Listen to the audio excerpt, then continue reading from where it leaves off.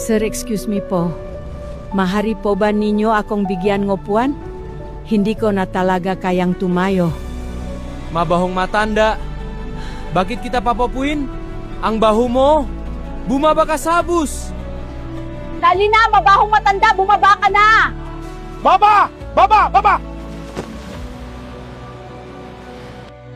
Why maham, ayos lang po ba kayo? Halika, bibigyan ko kayo libreng sakay hanggang sa inyong pupuntahan.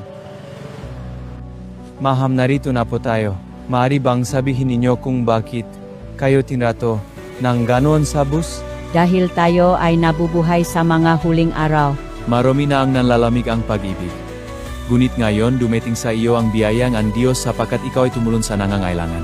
Kaibigan, tayo ay nabubuhay sa mga huling araw. Manatiling mapagpakumbaba, mabait at tapat, at pagpapalain at iingatan ka ng Diyos. Kung nais mong maging taong pinagpala, bigyan mo ako ng amen. Naway ipagkaloob sa iyo ng Panginoon ang biyaya upang malutas ang lahat ng iyong problema. Huwag kalimutan na i-share ito.